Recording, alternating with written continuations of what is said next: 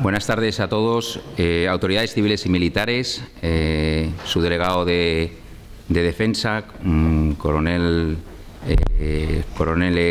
jefes y comandantes principales de Policía Nacional,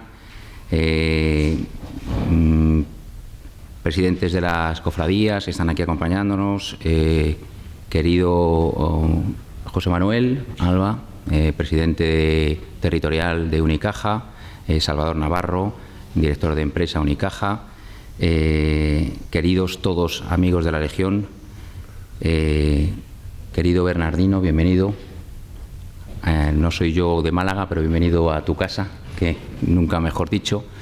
Dentro de las actividades de difusión de la cultura de defensa hoy, y gracias al apoyo de Unicaja, tenemos el honor de que nos acompañe Bernardino León Gros, que es político y diplomático malagueño con una trayectoria de casi 30 años dedicados a la política exterior, buena parte de ellos a la resolución de los conflictos del norte de África y Oriente Próximo. Su última misión internacional ha sido la de representante especial de Naciones Unidas y jefe de la misión de apoyo de la ONU en Libia, donde logró negociar un acuerdo de paz que puso fin a la guerra civil y permitió el desmantelamiento de la base de más de 6.000 hombres del Daesh en aquel país.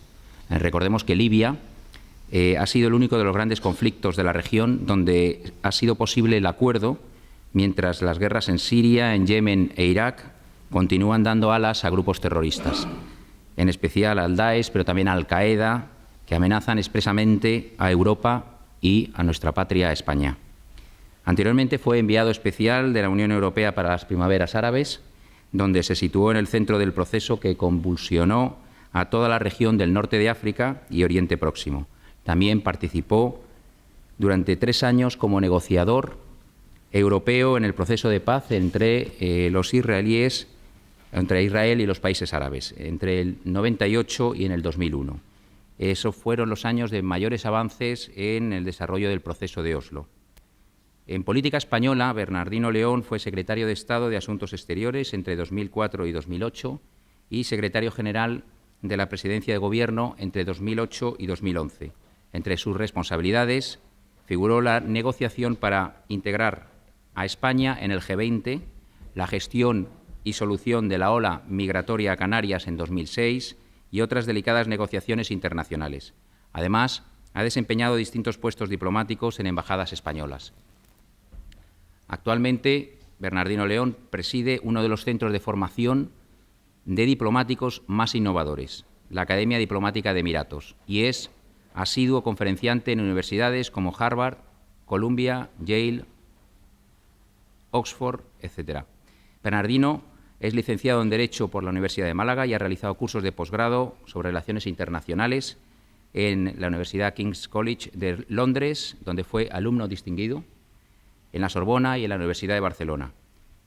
Y hasta aquí yo no he hecho más que relatar la valía profesional de nuestro conferenciante, algo que por otra parte está en Internet y es de traer y de encontrar. Pero detrás de este político y diplomático está un hombre con un alto grado y un alto sentido de la responsabilidad y de entrega a su patria, a España. Y lo digo con conocimiento de causa, pues siendo mi padre agregado militar en Argelia, en los años más duros del terrorismo islamista del FIS, allá por el año 92, llegó a Argel un joven cónsul que rápidamente demostró su vocación de servicio con la colonia española. Lo recuerda mi padre cómo con valentía se presentó en el aeropuerto, donde acababa de producirse una terrible matanza de civiles para descartar en los primeros minutos que no hubiera ningún español. Con eficacia se hizo cargo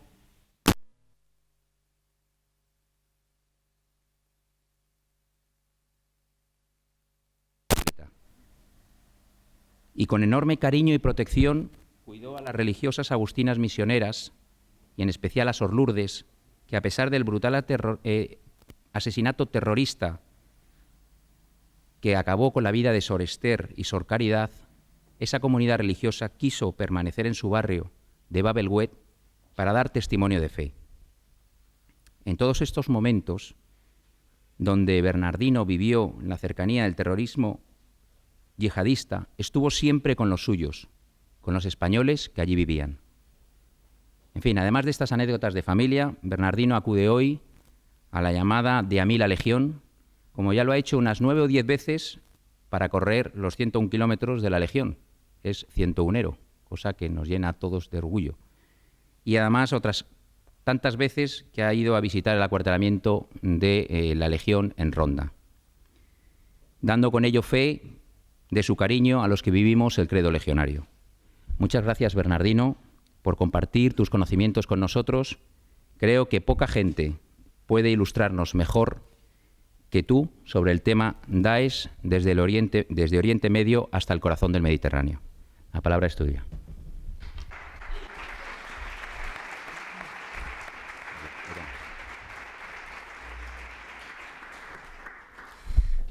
Querido coronel, querido Ramón, muchas gracias por esta presentación tan exagerada, pero se agradece especialmente y sobre todo ese recuerdo de esa etapa personal con tu padre, que fue no solo como experiencia humana interesante, sino que además es un capítulo muy importante de esa parte de la historia de la que vamos a hablar hoy, que compartimos con los países del Mediterráneo, y que fue la guerra civil en Argelia, donde yo empecé a tomar contacto con esta realidad.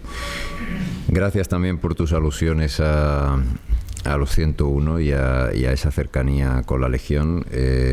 Habéis demostrado en muchas ocasiones de lo que sois capaces. Sois admirados fuera de España, por supuesto en España también, pero fuera de España, como un cuerpo de ejército moderno, eficaz. Os he visto en Líbano, os he visto en otros escenarios en distintos países de mucha exigencia, de mucho sacrificio. Así que para mí es siempre un orgullo muy especial estar de cerca y aprender de vosotros. Bueno, y sin más, un tema complicado, el tema de Daesh. Yo estoy seguro que muchos de los presentes en los últimos 3 o 4 años, a la luz de todos esos atentados que han ocurrido en Europa y que han ocurrido en España recientemente, en Cambrils y en Barcelona, en las Ramblas, se han preguntado, ¿esto de Daesh de dónde viene? ¿Por qué nos está ocurriendo esto? ¿Por qué tenemos más atentados en Europa? ¿Cuál es la razón? Y uno intenta averiguar el porqué, intentar encontrar los factores que explican esta situación, y todo resulta enormemente confuso. Y resulta enormemente confuso porque, y ya lo digo desde el principio de esta reflexión, porque no hay una explicación clara. Nadie puede aportar un factor o una serie de factores explicativos que nos lleven a entender este fenómeno. Lo que sí podemos tratar de hacer es unir algunos elementos que no siempre están ahí a nuestra disposición y que pueden ayudarnos a orientarnos un poco mejor en este panorama tan complicado.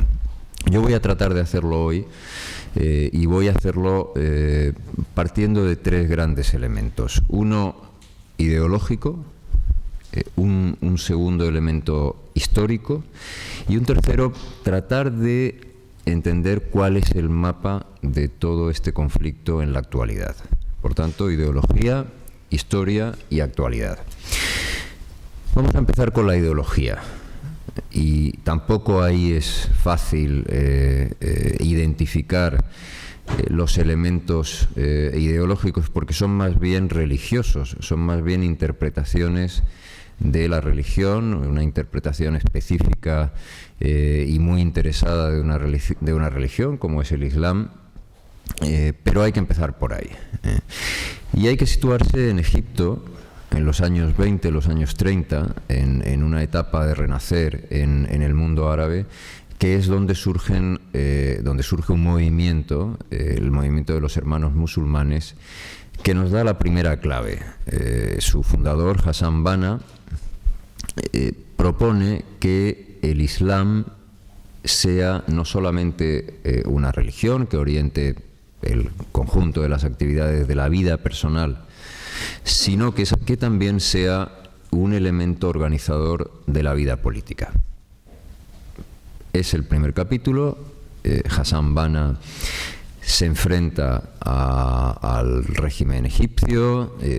Son unos años muy convulsos en Egipto, son los años del golpe de Estado de Nasser, y los 10 años que estuvo Nasser en el poder fueron años muy complicados con esta organización. Pasaron de una primera etapa en la que lograron mucha simpatía en la sociedad egipcia, incluso tuvieron una actuación muy destacada en los primeros enfrentamientos con Israel, pero el choque con el régimen de Nasser fue muy fuerte y Hassan Banna finalmente fue asesinado. Inmediatamente tomó el testigo otro nombre que es muy importante en esta historia, que es Said Qutb. Él fue la persona que, a partir del legado de Hassan Banna, propone reinterpretar la idea de la yihad. La yihad es la superación, es un término que, aunque ya había sido interpretado anteriormente en alguna etapa histórica como una lucha, o como una guerra o como un conflicto, si se quiere, pero fundamentalmente es un concepto que tiene un sentido religioso y tiene un sentido interior. Es una lucha interior de superación. Pero Said Qutb empieza a divulgar una versión moderna de la yihad como la lucha contra los infieles o la lucha contra los musulmanes que son infieles, que no respetan el mandato del Islam. Y Qutb empieza a tratar de llevar a la práctica con determinadas organizaciones, estamos hablando de Egipto en los años 50, en los años 60, esas ideas, lo que le lleva a ser detenido, a ser torturado y a ser encarcelado durante 10 años. Y en esos 10 años escribirá 2 o 3 libros que todavía hoy siguen siendo una referencia fundamental para todos estos movimientos. Por tanto, Said Qutb es el segundo. En el año 64 salió de prisión y coincidió con una serie de también revueltas en Egipto y terminó siendo condenado a muerte y ajusticiado. El tercer nombre que es importante tener en cuenta en todo este análisis es una persona muy poco conocida. Es posible que muchos de los presentes que están habituados a leer sobre estos temas hayan oído hablar de Hassan Banna y hayan oído hablar de Said Qutb. Son nombres muy, muy conocidos. Sin embargo, Abdel-Salam Rassam es un nombre muy poco conocido, pero es muy importante, porque él es quien toma ese legado de Qutb, de la yihad, como un mandato que Qutb interpretaba colectivamente. Esa yihad es un deber de todos los musulmanes, y esa yihad para Qutb tenía que ser una lucha inspirada por autoridades, por imanes, por en definitiva, una fuente de autoridad religiosa. Sin embargo, lo que hace Hassan es decir, la yihad es un mandato individual. Y vosotros, los musulmanes, no tenéis que escuchar a ninguna autoridad que os diga es el momento de luchar. La yihad es un mandato individual y esta persona relativamente desconocida crea esa interpretación que es hoy la dominante en grupos como Al-Qaeda o como Daesh. Yo puedo auto-radicalizarme con un ordenador, puedo empezar a leer sobre estos temas y no tengo que esperar a que nadie me diga lo que tengo que hacer. Leyendo simplemente las obras de estos autores, llego fácilmente a esa conclusión. Tengo que luchar por esa interpretación del Islam. Y ya de ahí pasamos al último de los nombres importantes, que fue, es también un nombre que posiblemente no les suene a ustedes especialmente, pero Abdallah Faraj es una persona fundamental porque es quien crea Al-Qaeda junto a otro nombre que ese sí les va a sonar a todos ustedes, que es Osama Bin Laden. Él era un palestino muy radicalizado que se traslada a Afganistán, estamos hablando de finales de los años 70, y crea junto a Osama Bin Laden una oficina que se llamó la Oficina de Gestión. Era simplemente una entidad que se dedicaba a recoger donaciones que venían de todos los países árabes y a distribuirlas entre las milicias y los luchadores afganos que estaban en ese momento empezando su guerra contra la Unión Soviética. Él traslada toda esa ideología a unos conceptos muy prácticos, muy dirigidos a milicias, y junto a Osama Bin Laden le da forma ya definitiva a esa ideología. Por tanto, esos cuatro nombres, Hassan Banna, Said Qutb, Faraj y Azzam, esos cuatro nombres son los grandes ideólogos de este movimiento, pero no es suficiente.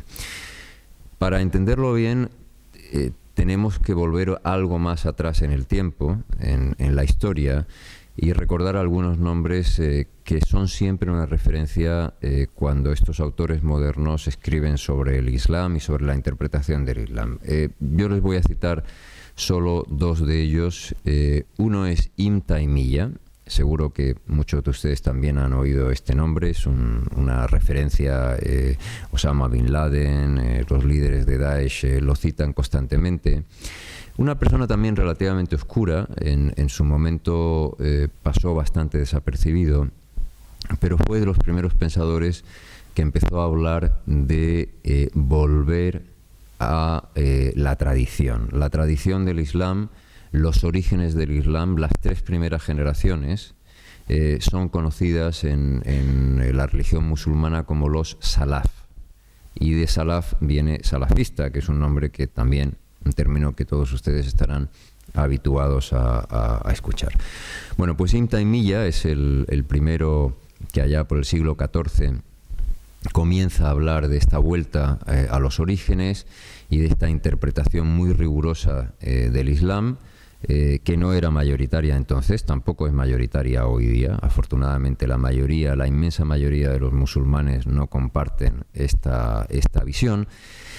Y de ahí tenemos que pasar al siglo XVIII, al famoso Abdel Wahhab, el padre de la interpretación también muy rigorista, muy inspirada en Taymiyyah, que ha dominado Arabia Saudí hasta el presente. Y digo ha dominado porque por fin parece que los saudíes se han dado cuenta de que esa interpretación del Islam no solamente es muy perniciosa para el resto del mundo y sobre todo para el resto del mundo musulmán, sino que también es autodestructiva. Está terminando con la propia Arabia Saudí y por eso en este momento están en un esfuerzo muy acelerado y muy difícil porque el wahabismo está tan identificado con la sociedad, con los valores que imperan en Arabia Saudí, que va a ser enormemente difícil que puedan desprenderse de esa visión, pero lo tienen que hacer. Han comprendido por fin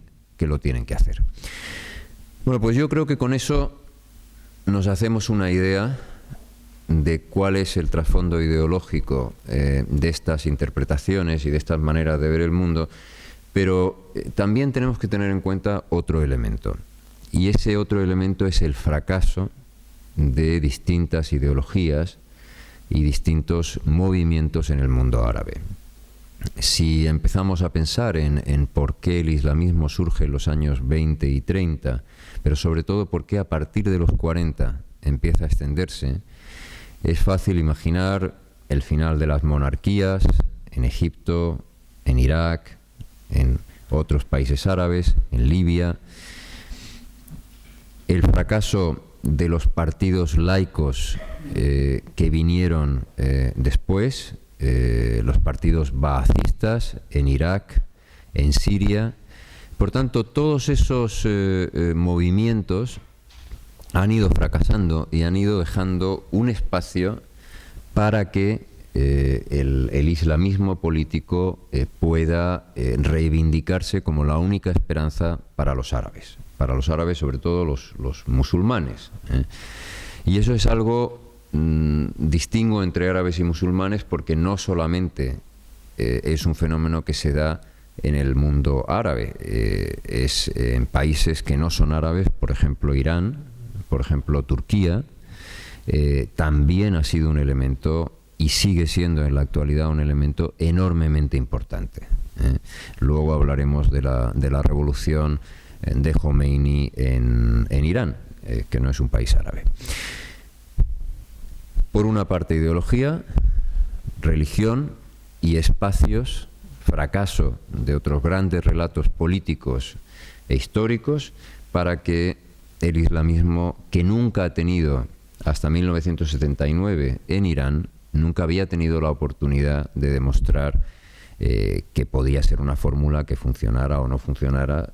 Siempre habían sido movimientos, partidos, organizaciones perseguidas y por tanto eso es lo que nos explica que hoy día tantas personas lo vean como una esperanza. Vamos a dejar el relato sobre la ideología ahí y vamos a empezar a pensar qué más ha ocurrido históricamente en toda esta región para llegar hasta aquí. Y vamos a empezar el relato en un momento álgido de la Guerra Fría, finales de los años 70. ¿Qué ocurre a finales de los años 70? Pues ocurren dos cosas muy importantes. Primera, la Unión Soviética decide intervenir en Afganistán. Vamos a situarnos en ese momento. La Unión Soviética nunca había tenido una intervención militar fuera de su esfera de poder más inmediata. Los países del este europeos o los países inmediatamente vecinos de lo que es hoy día Rusia, pero ante una serie de enfrentamientos entre distintos partidos comunistas, porque en Afganistán en aquella época había más de un partido comunista, ven peligrar la influencia soviética en Afganistán y consideran erróneamente que tienen que intervenir en Afganistán.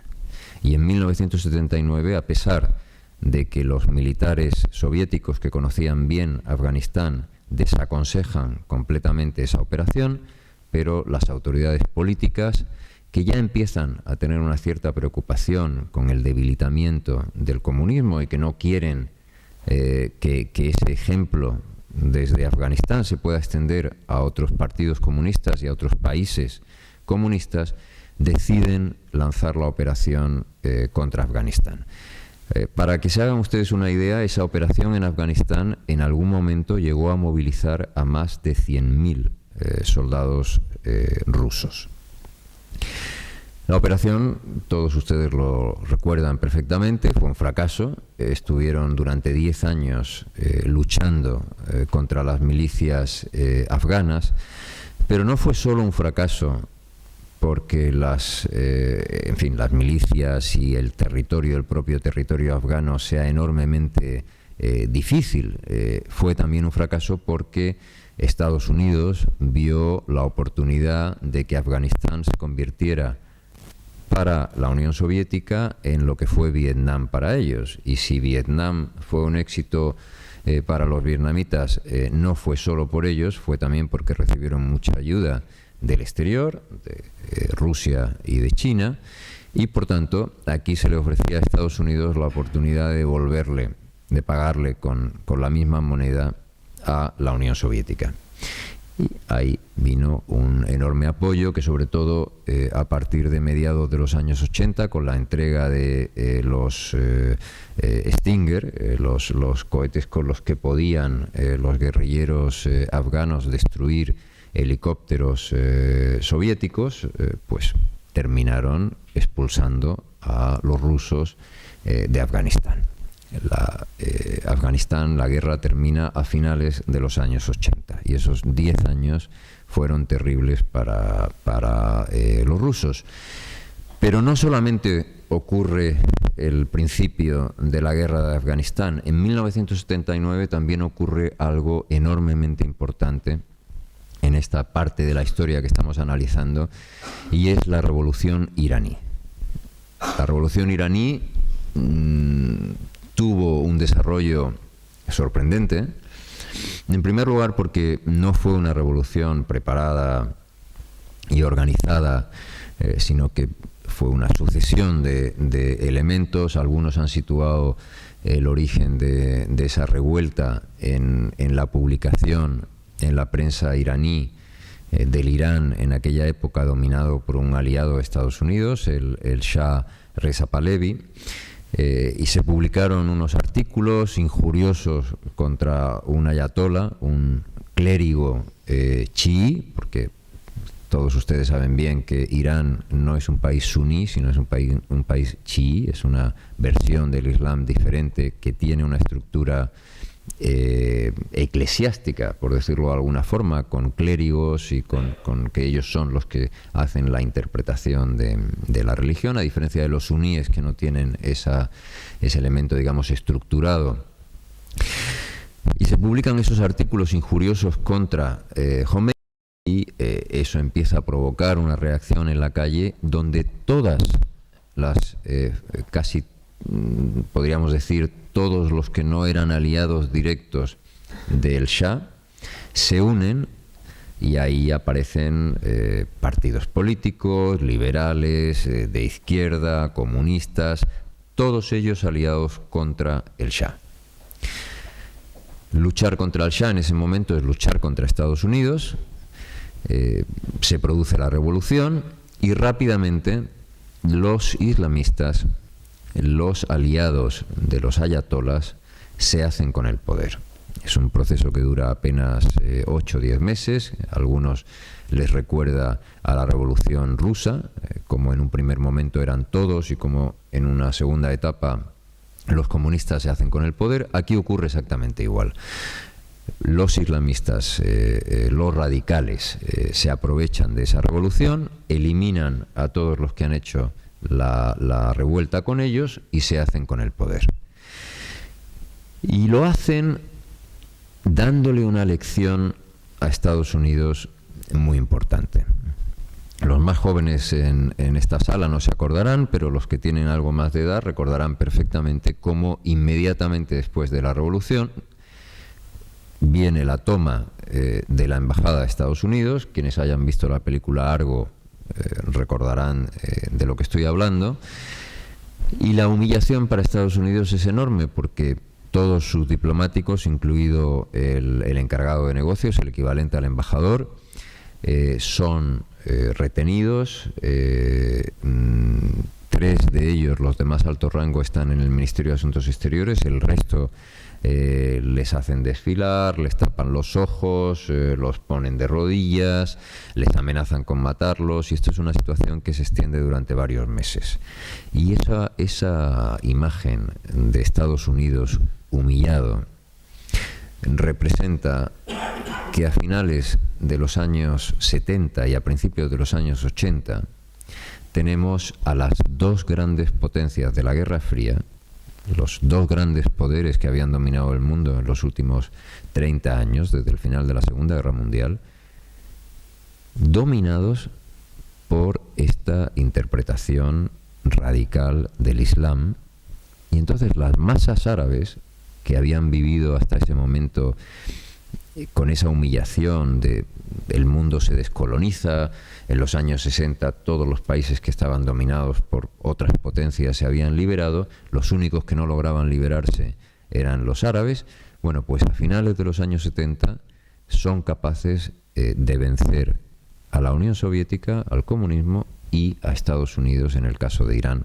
Y por tanto dicen los árabes, esto sí que funciona, esto es un elemento que nos da mucha fuerza. Y la calle árabe, a partir de ese momento, empieza a creer y a abrazar esta manera de pensar y esta manera de interpretar el Islam. Y no es solo eso.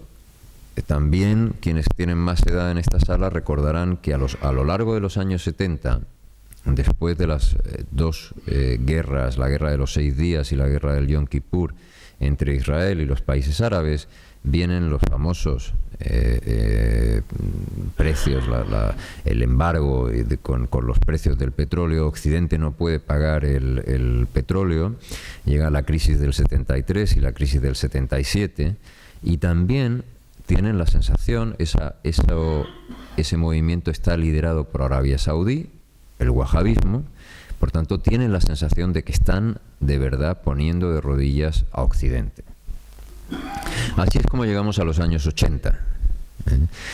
Y otro capítulo más en esta historia es en el año 87, la creación de Hamás. Ahora dejamos el escenario afgano, dejamos el escenario iraní, nos vamos a Palestina, después de estos años de presión de los países árabes sobre Occidente. En el año 87 se crea Hamás. Es un movimiento creado por hermanos musulmanes formados en Egipto, que consideran que la OLP, Arafat, un movimiento laico, no es el mejor o la mejor inspiración para los jóvenes palestinos. Y con este movimiento, también con un credo de radicalismo religioso, de sacrificio, de yihad, desafían a Arafat. Arafat y la OLP decían, tenemos que luchar contra Israel, pero tenemos que luchar contra Israel para obligarle a negociar un acuerdo de paz, un acuerdo de creación del Estado palestino. Hamás dice, no, tenemos que luchar porque nuestro deber es la yihad. Nuestro deber es el martirio, y por tanto, como los israelíes, los judíos son el enemigo, tenemos que enfrentarnos a ellos.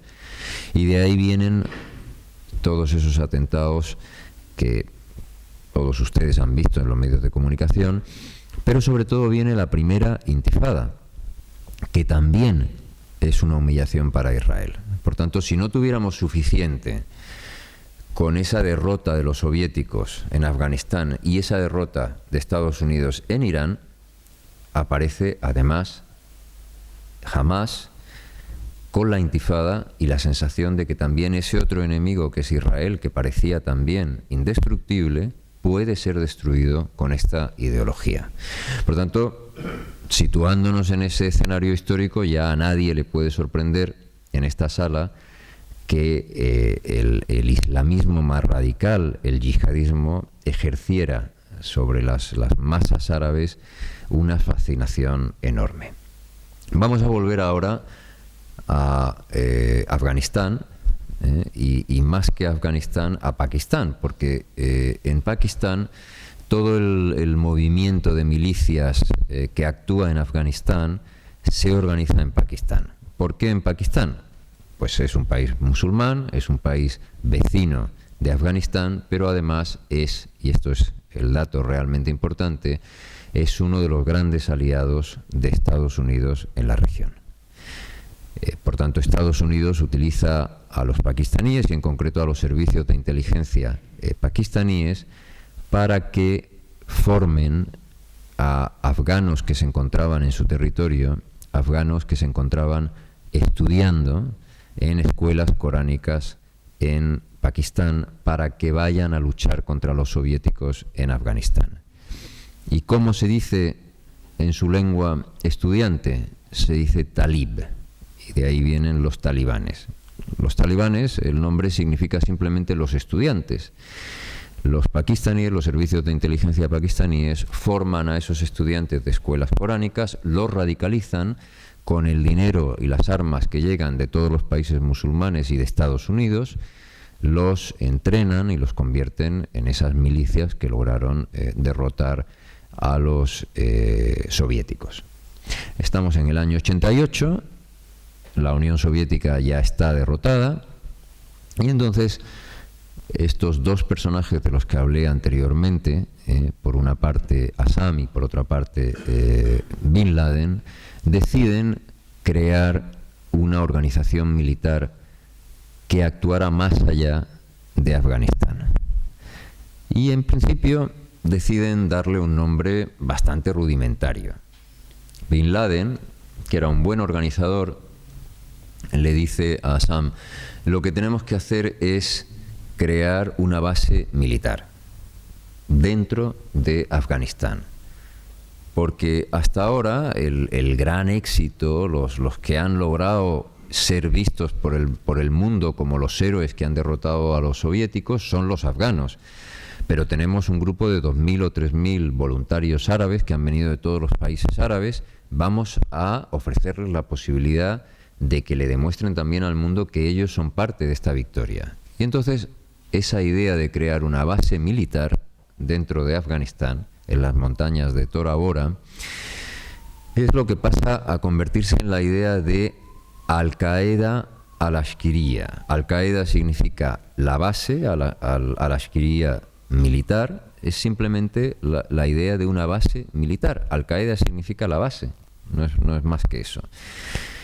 Lo hacen, crean una base en las montañas de Tora Bora, llevan a miles de 2.000, 3.000 voluntarios árabes, y en la parte final, en la batalla final contra los soviéticos, consiguen imágenes muy espectaculares y consiguen, a pesar de que su papel en la guerra es muy menor, pero consiguen ser vistos por esa masa romántica de musulmanes alrededor del mundo como esos héroes que han ido a luchar y que han ido a liberar a sus hermanos afganos. Y ahí es donde empieza la gran leyenda de Al-Qaeda. Azzam y Bin Laden muy pronto empiezan a estar en desacuerdo. ¿Por qué? Porque Azzam era partidario de que todas las milicias afganas se unieran en esa lucha, se mantuvieran unidas. Lo importante era eso, daba igual que unos fueran más radicales, que otros fueran menos radicales. Él pensaba que tenía que haber sobre todo unión entre todos. En cambio, Bin Laden no. Bin Laden, desde esa etapa muy preliminar, lo que quiere es un movimiento de gente muy radicalizada. ¿Y qué le pasa a Azzam? Pues que unos meses más tarde va en su coche con sus hijos a la mezquita y una bomba acaba con su vida. De manera que Bin Laden ya desde esa etapa estaba dejando muy claro por dónde quería que discurrieran las cosas. Se hace con el control, por tanto, exclusivo de Al-Qaeda, y a partir de ese momento, estamos ya, como digo, a finales de los años 80, viene la extensión internacional de ese movimiento de éxito que fue Al-Qaeda. Nos vamos a Argelia, querido Ramón, donde tu padre y yo pues vivimos muy de cerca esta extensión. En Argelia los llamados afghani, los terroristas que se habían formado en Afganistán y que venían con ese sello de Al-Qaeda de Bin Laden, desempeñaron un papel importantísimo. Son ellos los que radicalizan el movimiento, hasta el punto de que la milicia que viene del FIS, del Partido Político Islamista, que fue ilegalizado, era partidaria de hacer una guerra fundamentalmente contra objetivos militares o policiales. Y son los afganos los que crean la parte más radical de esos movimientos terroristas, los que empiezan a matar extranjeros, los que matan a las religiosas españolas, que por cierto la semana pasada, como sabrás, han sido canonizadas, los que matan a esos ciudadanos españoles con los que tu padre y yo habíamos convivido. Y de ahí, a partir de mediados de los años 90, surge una de las franquicias de Al-Qaeda, que es Al-Qaeda en el Magreb islámico. Al-Qaeda, sin embargo, empieza a sufrir muy pronto la persecución de Estados Unidos. Estados Unidos crea una unidad para ocuparse de Al-Qaeda muy pronto, a principios de los años 90. Hay que recordar que el primer ataque contra las Torres Gemelas fue en el año 91 y, por tanto, empiezan a tener dificultades serias para extender su movimiento, y de ahí viene la idea de las franquicias. Vamos a extendernos más a través de sermones, a través de... Todavía en aquella época no existían las redes sociales, pero sí los vídeos que emitían las televisiones, las antenas parabólicas. Al-Qaeda utilizó desde el primer momento con mucha inteligencia esos medios modernos de comunicación, y desarrollan esa franquicia en el Magreb, importante para entender cómo a partir de Afganistán y de Oriente Medio se van acercando a nuestra zona, al sur de Europa, y crean otras dos franquicias más también importantes. Una es Al-Qaeda en la península arábiga, AQPA, que atenta contra un barco, quizá algunos también lo recuerden, contra un buque de guerra de Estados Unidos en Yemen, y con el gran error que fue la invasión, la intervención en Irak en 2003, la más sanguinaria de esas franquicias de Al-Qaeda, que es Al-Qaeda en Irak. No vamos a detenernos demasiado en Al-Qaeda en el Magreb.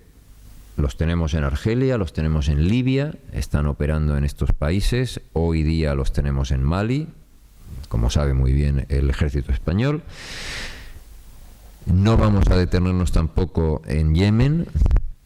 Hoy día, para quienes vean en los medios de comunicación que hay una guerra en Yemen, que hay una intervención de Arabia Saudí, de Emiratos Árabes, de otros países en Yemen, ahí uno de los elementos que está luchando es Al-Qaeda en la península arábiga, es uno de los pero no podemos tratar de abarcarlo todo, simplemente quédense con la idea. Ahí están luchando, están militarizados, no estamos hablando de un movimiento terrorista, estamos hablando de guerrilleros, y vamos a situarnos en 2003 con la intervención de Estados Unidos en Irak, y pensemos que inmediatamente, por ser una intervención directa de Estados Unidos, Al-Qaeda ve la oportunidad de llevar la lucha a un enfrentamiento muy directo entre tropas estadounidenses y británicas contra elementos de Al-Qaeda. Envían a uno de los personajes más siniestros, más sanguinarios. Cuando les diga el nombre, seguro que esto ya sí les suena familiar, es un nombre que han oído: Al-Zarqawi. Al-Zarqawi, un guerrillero jordano que había sido también torturado, detenido, que venía de varias cárceles, se instala a partir del año 2004 en Irak, crea la franquicia de Al-Qaeda en Irak, organiza a la insurgencia suní y muy pronto empieza a hacer cosas que también les resultarán identificables muy fácilmente. Empieza a grabar en vídeo los asesinatos terribles, degollando, en fin, todos ustedes saben perfectamente a lo que me refiero, y a divulgar en televisión, y ahí ya sí en Internet, estamos hablando de los años 2004, 2005, esos asesinatos, y Al-Qaeda empieza a ser ahí esa Al-Qaeda que hemos conocido en los últimos años. Ya había sido, por supuesto, en 2001 el atentado de las Torres Gemelas, que marcó el apogeo de Al-Qaeda, pero también marca el inicio del fin, porque a partir de ese momento Bin Laden ya sabe que la cuenta atrás ha empezado, ya sabe que tarde o temprano van a encontrarle y van a acabar con él. Y empieza también un enfrentamiento interno. Bin Laden no comparte esa brutalidad de Zarqawi. Le parece que si tiene que ser brutal, que sea brutal contra Estados Unidos, contra occidentales, pero que no sea brutal contra los árabes. Pero al-Zarqawi era fundamentalmente sanguinario con musulmanes. Podían ser suníes, que no compartieran su sentido de la lucha, o podían ser chiíes, que era su objetivo fundamental. Quizá algunos recuerden vagamente el atentado contra una de las mezquitas más importantes de Irak, la mezquita de Samarra, una mezquita que era un lugar fundamental de culto para los chiíes, y la abuela, Zarqawi, lo cual él estaba convencido de que si lograba crear una lucha muy fuerte entre chiíes y suníes, reforzaría la posibilidad de que los suníes se levantaran en todo el mundo árabe y lograran tener fuerza suficiente para imponerse y crear estados, como de hecho así ocurrió. Al-Zarqawi desaparece relativamente pronto, en el año 2005 es asesinado, pero deja un legado, y ahí es donde surge la semilla de lo que es hoy día Daesh. Daesh no es más que la unión de dos factores, los elementos más radicales de Al-Qaeda en Irak, por una parte, y por otra parte, la posibilidad de crear un Estado. A partir de 2008-2009, con la debilidad de toda la zona norte de Irak y toda la zona oriental de Siria, se les brinda una oportunidad excelente, porque el Estado iraquí había dejado de existir, el ejército iraquí había dejado de existir. Todo esto son consecuencias de la invasión de Irak en 2003, la destrucción del ejército que era fundamentalmente suní, la marginación, el encarcelamiento que les lleva a sentirse completamente marginados en su propio país, y esos militares, muchos de ellos sin ninguna convicción religiosa o islamista, deciden unirse a estos grupos ultra radicalizados que estaban ya en pleno conflicto con Al-Qaeda, y finalmente encuentran la oportunidad a partir de 2012-2013 de ocupar territorio real. Y entonces otro importante nombre, al-Baghdadi, que todos ustedes ese sí lo habrán oído, decide convertirse en el califa del Estado Islámico en Irak y en Siria. Y ahí tenemos el ISIS o el ISIL, ahí a veces se habla de Estado Islamic State en Irak y el Levante, es ISIL, o en Siria ISIS, que utilizando las iniciales árabes de Estado Islámico es Daesh. Ahí es donde surge.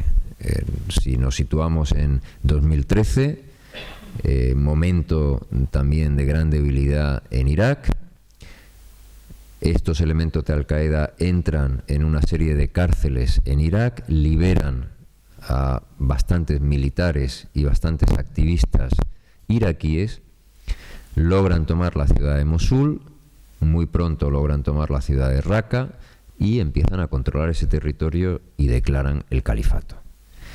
Baghdadi se autoproclama califa y empiezan una campaña también internacional increíblemente eficaz, enormemente atractiva para los jóvenes musulmanes de muchísimos países, incluidos los nuestros.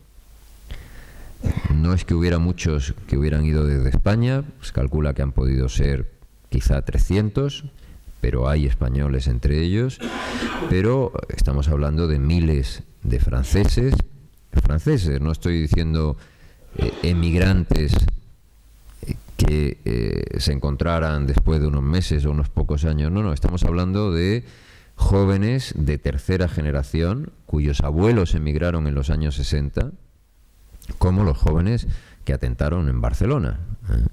Entonces, Daesh tiene una habilidad extraordinaria para crear imágenes, tiene estudios de producción que emiten imágenes como si fuesen videojuegos, tienen un sistema publicitario inspirado en la publicidad de las marcas más eficaces, como por ejemplo Benetton.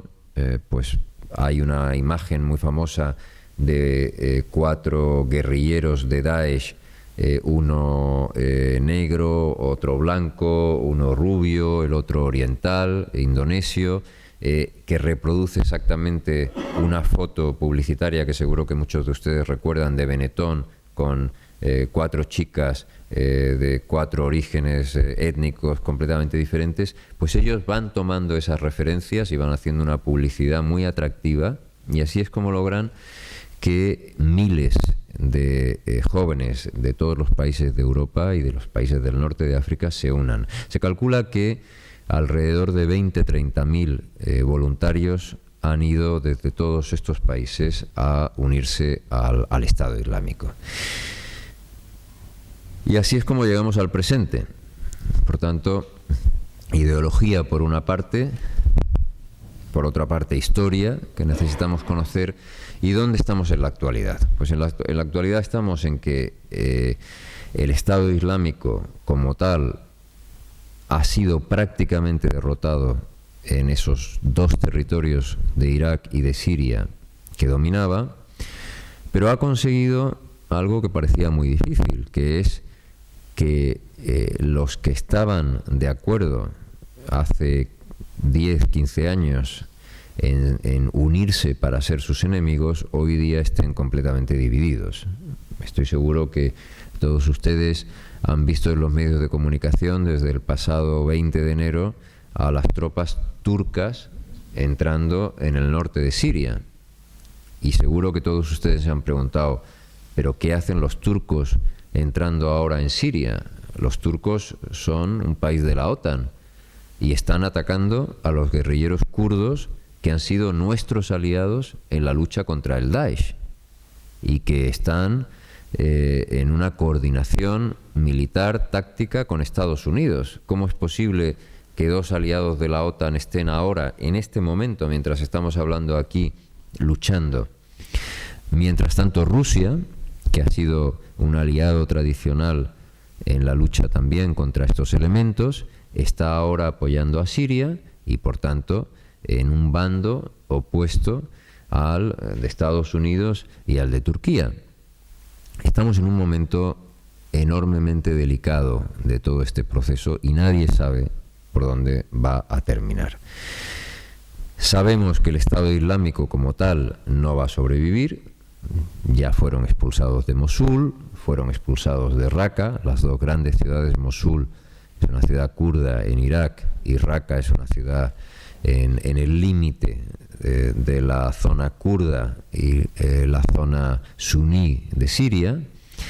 Esas 2 ya no las tienen, pero todavía controlan alguna pequeña bolsa de territorio en Irak y en Siria, pero van a ser derrotados. ¿Significa eso que el Daesh va a terminar? No. Significa que va a ocurrir en esa zona lo mismo que hemos visto que ha ocurrido en Libia. ¿Y qué ha ocurrido en Libia? Eso que recordaba Ramón en su presentación. En Libia, después de la revolución contra Gaddafi, se produjo un fenómeno idéntico al que hemos descrito en Irán. Los islamistas, poco a poco, van haciéndose con el poder en detrimento de fuerzas no islamistas que les han acompañado en esa revuelta contra Gaddafi. De manera que terminan haciéndose con un control de las instituciones políticas, lo cual degenera en una guerra civil, que es cuando Naciones Unidas me pidió que fuera a Libia para mediar entre esos 2 grupos. El equipo de Naciones Unidas, y tuve la fortuna de dirigir un equipo excepcional, comprendió muy bien, sabía muy bien que la única posibilidad de conseguir que los elementos más radicales, los grupos terroristas que ya estaban operando en Libia, todos recuerdan perfectamente el asesinato del embajador de Estados Unidos en Bengasi en 2013, estos grupos terroristas ya estaban presentes allí, pero la guerra civil les brindaba la ocasión de crecer. Por eso era muy importante que la comunidad internacional pudiera doblegar a aquellos elementos más extremistas para que los moderados volvieran a hacerse con el control de Libia. Cada vez que yo tenía una rueda de prensa en aquellos años en Libia, le decía a los libios: tienen ustedes que terminar con esta guerra que está enfrentando a moderados, porque si no lo hacen, lo único que van a conseguir es crear una oportunidad de oro para Daesh. Y efectivamente, eso fue lo que ocurrió. En la zona central del país, en Sirte, el feudo, el que había sido el feudo de Gaddafi, de la tribu de Gaddafi, los Kadaf, hasta 6.000 milicianos pertenecientes a Daesh crearon un territorio perfectamente controlado, perfectamente organizado por Daesh. Por eso, cuando hicimos el acuerdo de paz en 2015, lo que hicimos fue efectivamente crear la posibilidad de que los propios libios expulsaran a Daesh de su país. Y afortunadamente para Europa, al menos eso se consiguió en el caso de Libia. Pero han estado muy cerca. Los atentados que se han producido en Túnez, recordarán el atentado contra el Museo del Bardo, donde fueron asesinados 2 españoles entre los extranjeros que murieron. Recordarán el atentado de un joven contra turistas en las playas de Túnez, donde murieron 41 turistas, la mayoría de nacionalidad británica. Todos esos atentados se han producido a muy poca distancia de nuestro país. Hubieran seguido atentando, hubieran seguido atacando objetivos en el sur de Europa, España, Italia, Malta, Francia, si no hubiera sido porque los propios libios, después del acuerdo político, generaron una fuerza suficientemente capaz de expulsar a Daesh. Daesh sigue allí, no ya con un territorio controlado y con un ejército, sino con pequeñas células terroristas, y este mismo esquema es el que se va a producir sin duda en Siria y en Irak. Van a terminar por ser derrotados, van a terminar por perder el control territorial que tienen, pero van a seguir organizados como células terroristas. Y lo van a hacer con el prestigio que les ha dado el haber sido capaces de enfrentarse casi de tú a tú con países muy poderosos, con una coalición dirigida por Estados Unidos. Por tanto, lamentablemente, esta es una historia que no se acaba aquí, y lamentablemente todos tenemos que estar preparados para seguir enfrentándonos a esta situación durante, me temo que bastante tiempo. Ustedes me dirán, pero todo este trasfondo histórico, ideológico, todo esto que está ocurriendo en este momento, y las redes sociales, Internet, al final no es suficiente explicación. Tiene que haber algo más, tiene que estar ocurriendo algo más para que una persona que puede estar trabajando en la casa de cualquiera de nosotros, que puede ser un jardinero, que puede ser un musulmán perfectamente integrado. Pensemos, por ejemplo, en el chaval que conducía la furgoneta en Barcelona, que asesinó a 16 personas en las Ramblas. Había vivido prácticamente toda su vida en España. 19 años, que era la edad que tenía, creo que llegó aquí con 3 meses o 4 meses. Había estudiado en colegios españoles, había hecho formación profesional, nunca había tenido relación o exposición a elementos radicales, sí algunas cosas con temas de trapicheos, de droga, etcétera, los yihadistas tienden a buscar a este tipo de personajes que tienen alguna experiencia de delincuencia común, porque están familiarizados con el uso de armas, porque han podido pasar por la cárcel, son elementos que se prestan muy bien a la radicalización, ¿no? Y ahí entra en escena este famoso imán, este hombre que había estado en prisión, que había tenido contacto con islamistas en España y en Bélgica, y en muy pocos meses, con este grupo de chavales de 16, 17, 18 años, lleva a cabo esa radicalización, y en muy pocos meses se produce esta serie de atentados que ocurren en Cataluña hace muy poco tiempo. Es el mismo esquema que se produce en Francia con los atentados en París, en Bélgica, en todos los países europeos donde hemos visto atentados. Si los psicólogos que lo analizan, algunos dicen no, es que esto es un elemento de humillación. Los chicos jóvenes viven marginados en sus comunidades. Es muy fácil para ellos entender que son ciudadanos de segunda porque sus ideas, sus países, su religión es tratada por Occidente como algo también de segunda. Otros analistas dirán no, es un tema de humillación psicológico, es un tema más bien económico, es un elemento de marginalidad, y la marginalidad en algunos casos produce la delincuencia común, en otros casos produce este tipo de fenómenos de radicalización. La verdad, yo sigo leyendo muchos análisis sobre este tipo de situaciones y ninguna explicación me parece satisfactoria. Por eso les decía al principio que no van a salir de aquí hoy con ideas mucho más claras de las que traían al llegar. Nadie puede explicarnos. Mi familia tiene una chica marroquí que trabaja en mi casa, llegó con 19 años, se ha casado, tiene hijos, es una persona maravillosa, lleva con nosotros, es como parte de la familia, ¿no? A mí me resulta completamente imposible imaginar que esta chica pudiera radicalizarse. Estoy convencido de que no va a ocurrir, pero las personas que se radicalizan son así, son personas que están en el entorno más inmediato y no sabemos por qué, no sabemos qué ocurre ahí dentro de sus cabezas. Y sí, todos estos elementos históricos, ideológicos nos pueden dar pistas, pero al final es algo que le ocurre a uno probablemente de cada millón de musulmanes. Los musulmanes son en este momento el 6% de la población española. Muchos millones de personas. Afortunadamente ese clic mental que lleva a un grupo muy pequeño a radicalizarse de esa manera es algo que le ocurre a muy muy pocos de ellos.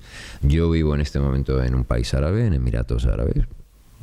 Es evidente que cuando uno se pasea por allí, los comentarios, el desprecio, el odio más fuerte que se puede escuchar contra este tipo de movimientos como Al-Qaeda, como Daesh, vienen de los propios árabes, de los propios musulmanes. O sea que el rechazo que produce en el musulmán medio es muy profundo. Por tanto, no hay ninguna explicación clara que nos pueda indicar por qué ocurre, pero ocurre. Y la única manera que tenemos en este momento de actuar es seguir con la labor policial, con la labor judicial, con la persecución que se está haciendo y se está haciendo muy bien. Se arrestan a muchas de estas personas, se ha legislado el delito de autorradicalización. La mayoría de estos personajes son personajes muy solitarios, son personajes que empiezan a radicalizarse con un ordenador, entrando en páginas que existen a miles. Para que se hagan una idea de lo que estamos hablando, cuando se produjo el atentado de Niza, aquel de un camión que entró en el paseo marítimo de Niza y que mató a 80 personas, esa misma noche Daesh creó 4.000 páginas web para divulgar las imágenes del atentado. Cuando las fuerzas policiales y los sistemas europeos son muy garantistas, se ponen a actuar para tratar de bloquear esas páginas web, hasta que consiguen llegar a las 4.000 páginas, ya ha habido miles y miles y miles de jóvenes musulmanes en todos los países occidentales que han tenido acceso a esas imágenes y a esos mensajes. Seguimos hoy día con este problema.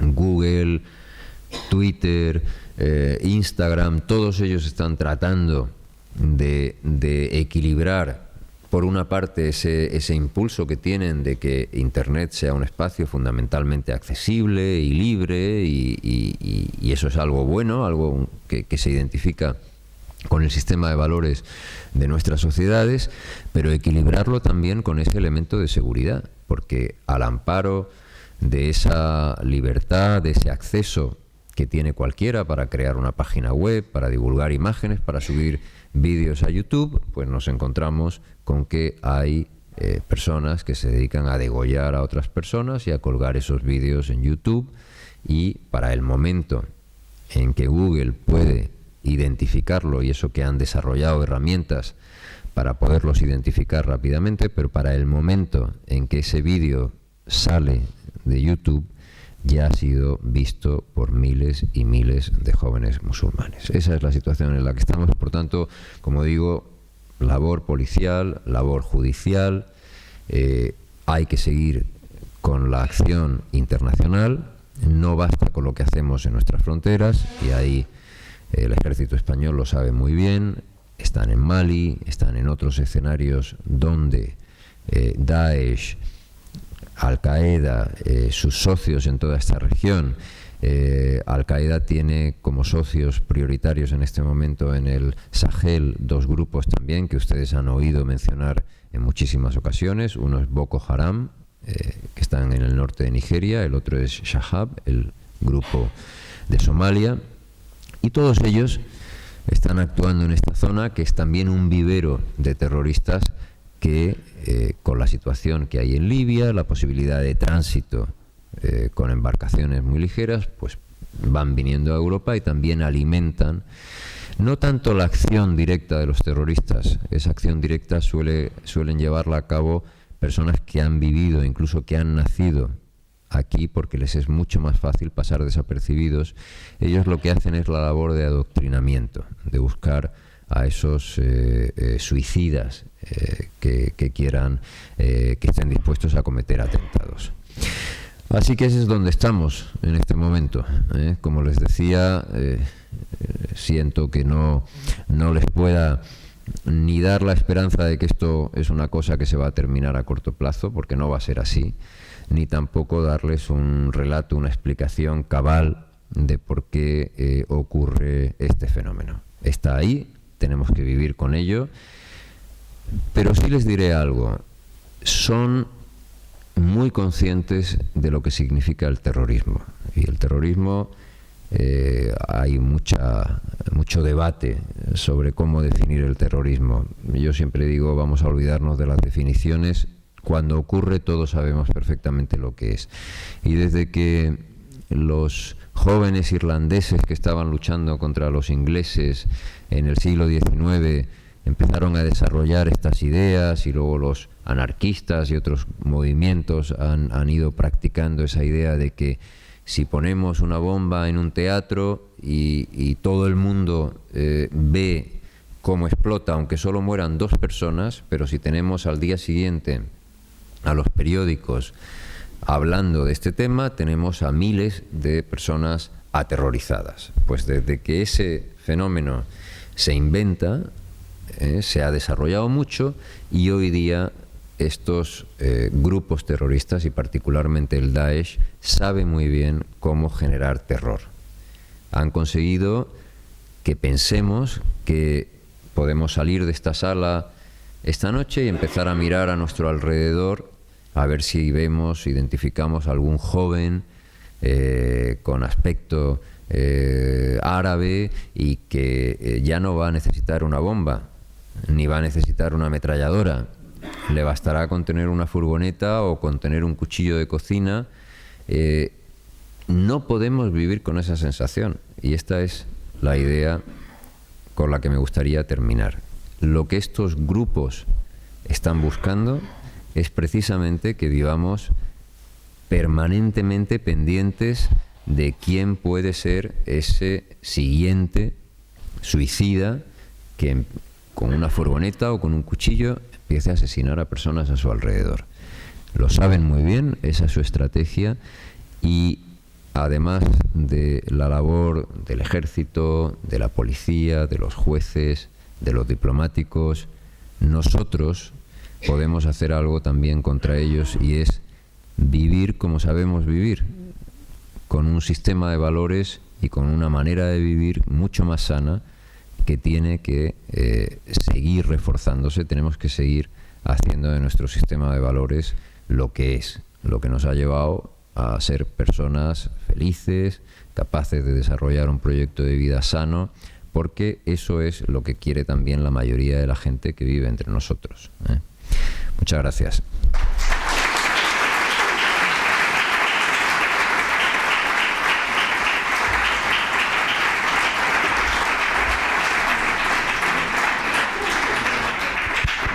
Muchísimas gracias.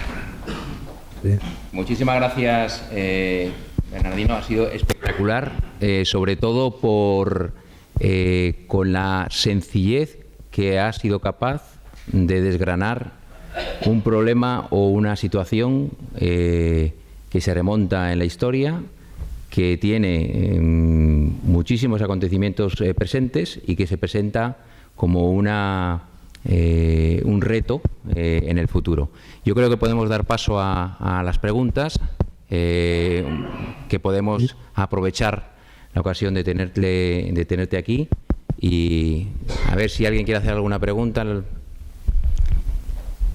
Bien, yo ahí al final, venga, perfecto. A ver, yo tengo una. El caso de Egipto, que los hermanos musulmanes ganaron las elecciones. Levántate así te vemos. El caso de Egipto, los hermanos musulmanes ganaron las elecciones y las Fuerzas Armadas se echaron al poder, vetaron las elecciones para que no llegasen a estas situaciones, ¿no? Eso solo se ha dado en Egipto, ¿no? Porque es lo único, lo demás, o ha sido desde fuera o no ha habido otra situación, ¿no? Bueno, Egipto es un caso muy, muy interesante. Muchos de los personajes que hemos comentado hoy son egipcios o tienen una relación con Egipto, pero hay una persona a la que no he mencionado que es especialmente importante, que es al-Zawahiri. Al-Zawahiri es en este momento el jefe de Al-Qaeda, era el segundo de Bin Laden, es un médico egipcio. En Egipto, efectivamente, el poder ha ido oscilando entre momentos de tolerancia y de intolerancia con los hermanos musulmanes. Los hermanos musulmanes, el asesinato de Hassan Banna, la condena a muerte y el ajusticiamiento de Said Qutb, como he dicho, eso ocurre en los años 60. Posteriormente, los hermanos musulmanes condenan o lanzan una fatwa para pedir que los musulmanes, los buenos musulmanes, asesinen a Sadat por haber firmado un acuerdo de paz con Israel. Entonces hay varias organizaciones, pero la más importante de ellas es Al-Gamá al-Islamía, que es el grupo que asesina a Sadat. Después del asesinato de Sadat viene otra época de brutal represión contra todos estos movimientos. También se condena a muerte y se ajusticia a muchos de ellos. Y entonces el sucesor de Sadat, Mubarak, piensa que si se mantiene la espiral de represión contra todos estos movimientos, lleva la de perder. Él no quiere terminar asesinado como le ocurrió a su predecesor, a Sadat. De manera que empieza una política de tolerancia hacia el islamismo político egipcio, moderado, por supuesto. Los grupos terroristas siguen siendo perseguidos. Al-Zawahiri deja Egipto y se incorpora a la lucha con Bin Laden en Afganistán, pero los moderados van poco a poco incorporándose a la vida política egipcia. Primero dominan los colegios profesionales, luego dominan las universidades y finalmente Mubarak les permite presentarse con marcas blancas, nunca como partido político, pero sí individualmente o vinculados a otros movimientos, a las elecciones, y van ganando presencia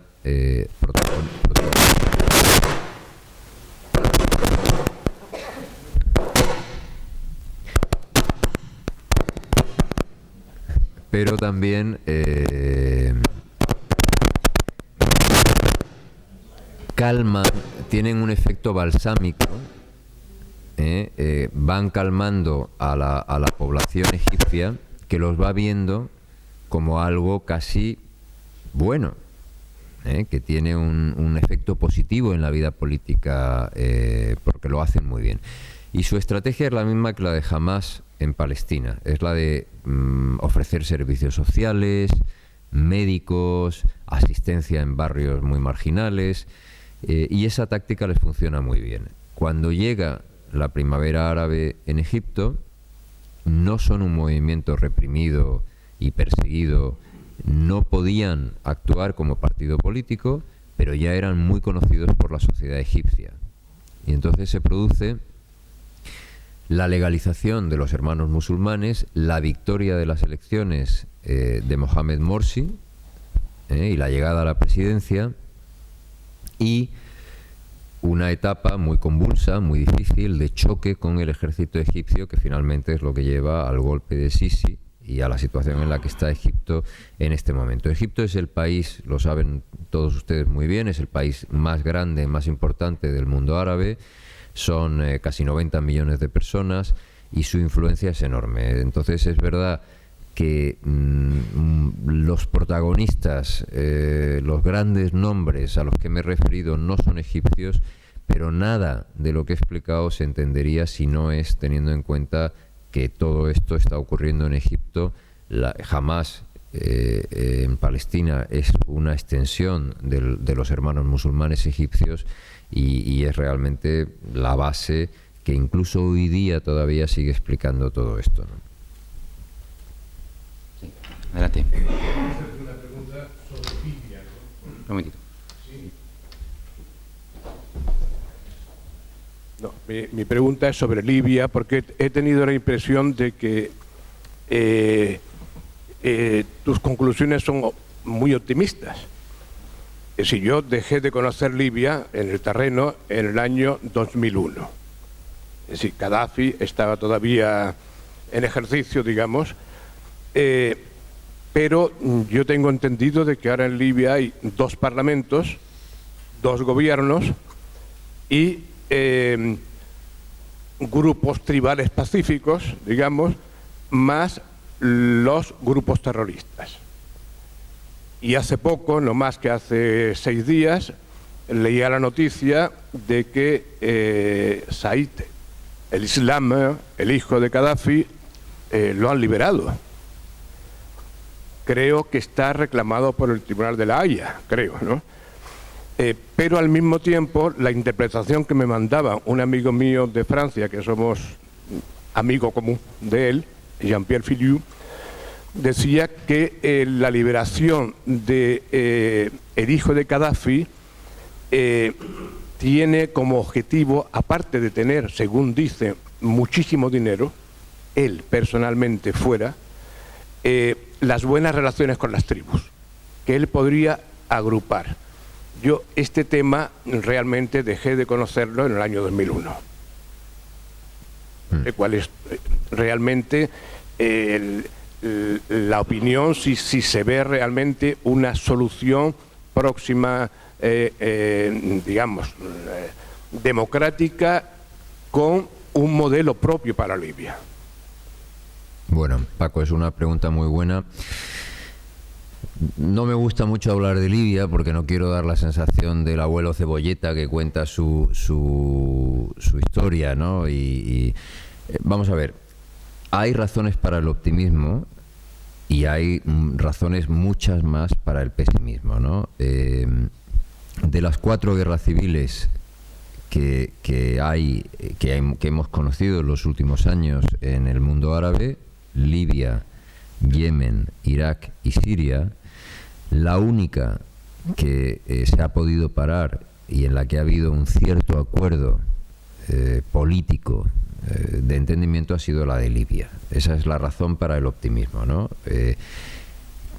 Hicimos ahí no me voy a detener ahora en los elementos del acuerdo político que hicimos, pero crea una especie de sistema bicameral. O sea, es verdad que hay prácticamente dos parlamentos, pero bueno, también los hay en el Reino Unido o en Alemania o aquí. Es decir, el que el elemento, el acuerdo político sea bicameral no significa necesariamente algo negativo, ¿no? El problema es que el acuerdo que hicimos hace 2 años era un acuerdo temporal, era un acuerdo. Ahí tenéis, queridos libios, una base para entenderos. Ahora tenéis que hacer una constitución, porque esto es un acuerdo que hemos hecho desde la ONU negociando con vosotros, pero que es un acuerdo inspirado por la comunidad internacional. Ahora tenéis que hacer vuestra constitución, os vamos a proponer un gobierno temporal, tenéis que nombrar un gobierno definitivo, votado por la gente. En estos 2 años los libios no han sido capaces de moverse ni 1 milímetro más de lo que yo dejé ahí hace 2 años. Entonces, el Consejo de Seguridad hace 4 semanas le ha dicho a los libios: lo único que tenéis en este momento es ese acuerdo político. Por tanto, lo vamos a extender, va a seguir siendo la base de entendimiento, porque es el único instrumento consensual con el que podéis contar. Tenéis que extenderlo, tenéis que seguir con el gobierno, el mismo gobierno que dejé pocos días antes de marcharme, también como un gobierno provisional. El Consejo de Seguridad de la ONU les ha dicho: tenéis que seguir con este gobierno, es el único gobierno reconocido por la comunidad internacional. Ha habido este señor, que seguramente tú lo estás siguiendo, el general Haftar, que se opone al acuerdo y que tiene mucha fuerza en la zona del este de Libia, en la zona de Bengasi. En diciembre intentó movilizar, él se ve a sí mismo como una especie de Sisi libio, entonces intentó movilizar a la población libia contra el acuerdo, no tuvo ningún éxito, no le siguió nadie, y además de alguna forma de lo que está pasando en Libia. Pero bueno, todo eso en el fondo no es que yo haya sido muy optimista, es que todo eso es lo que ha permitido que el ejército libio se pueda organizar para luchar contra Daesh, y han derrotado a Daesh. Es decir, hoy día estamos todos muy orgullosos de que la coalición internacional ha vencido a Daesh en Irak y en Siria, pero los libios lo han hecho no solos, porque han tenido el apoyo, el ejército libio ha tenido el apoyo ahí de la comunidad internacional, pero mucho más pequeño del que ha tenido los iraquíes o los sirios. Por eso es importante que esa parte positiva de la historia la pongamos en valor. Muy bien, tenemos tiempo, yo creo que para una última pregunta. Allí al final, por favor. Sí, tiene que pegarse. Bueno, muchas gracias. Quería preguntarle, no desaprovechar la oportunidad, ¿el hecho de ser suní o chií es un factor en estos grupos terroristas y estos personajes o no? Sí es un factor importante, porque los chiíes son más disciplinados que los suníes. Es decir, los chiíes, como sabe muy bien, fundamentalmente están en Irán, y luego hay grupos chiíes en algunos países, en el sur del Líbano, y ahí está Hezbollah, en la zona sur de Irak, en la zona norte de Yemen. En la zona norte de Yemen son las milicias hutíes que están luchando en este momento contra Arabia Saudí. Y de alguna forma Irán actúa como protector de todas estas comunidades chiíes, pero también ejerce de alguna forma una jerarquía que hace que sean más disciplinados. Lamentablemente, las instrucciones que están recibiendo de Irán en este momento no son precisamente buenas. Irán está dándole misiles y armamento a Hezbollah y a las milicias hutíes para que luchen contra sus enemigos. Algunas estimaciones de los cohetes, misiles y armamento de este tipo que ha podido recibir Hezbollah hablan de hasta 100.000, yendo desde los cohetes más fáciles de portar, más pequeños, en fin, aquí los militares entienden estas cosas mucho mejor que yo, hasta auténticos misiles. Las milicias hutíes que han sido entrenadas por Hezbollah en Yemen ya han lanzado más de 35 misiles contra Arabia Saudí. Arabia Saudí tiene, como otros aliados de Estados Unidos, los sistemas de defensa Patriot, que son estos famosos cohetes que se pueden emplear contra misiles y que hasta ahora han funcionado, pero, en fin, los misiles iraníes no son muy precisos. No se teme por el momento con que alguno de estos misiles pueda alcanzar un blanco con mucha precisión, pero bueno, ahí están lanzando estas milicias en Yemen, están lanzando misiles que están llegando hasta 700 y pico kilómetros de la frontera de Yemen con Arabia Saudí, es decir, han alcanzado Jeddah, han alcanzado Riad, han alcanzado varias ciudades de Arabia Saudí. La parte buena es que son disciplinados, que harán lo que les diga Irán, y el día que Irán considere que ha llegado el momento de decir vamos a parar, vamos a negociar, vamos a llegar a un acuerdo, eso podrá ocurrir. Eso en el mundo suní no ocurre. Al no haber iglesia, al no haber autoridad, pues es un territorio muchísimo más grande, muchísimo más extenso, que viene desde Asia hasta Marruecos. Hay 4 grandes escuelas, la mayoría de ellas son bastante liberales y bastante abiertas, pero hay dentro de ese mundo suní las interpretaciones también más radicales, como es el wahabismo y como son los seguidores de Tamilla y de todos estos grupos. Al no haber una estructura eclesiástica, al ser mucho más abierto, se presta mucho más a la radicalización, y ese es el motivo por el que tanto Daesh como Al-Qaeda son movimientos que han surgido del mundo suní y no del mundo chií. Esa es mi opinión. Pero... Muy bien, bueno, pues muchas gracias, Bernardino. En nombre de la Comandancia Militar, en nombre de todos los que estamos aquí presentes, que agradecemos muchísimo el que dediques unos minutos a estar con nosotros, con todas esas obligaciones que tienes. Te deseamos que tengas el futuro próspero que te mereces, sobre todo en paz, o sea, en el bien de la paz internacional, que tanto ayuda pues tanto a nuestra nación, a nuestra patria, a nuestros ciudadanos, como al resto de las Naciones Unidas y el resto del globo. Muchas gracias, Bernardino, por estar con nosotros. Muchas gracias.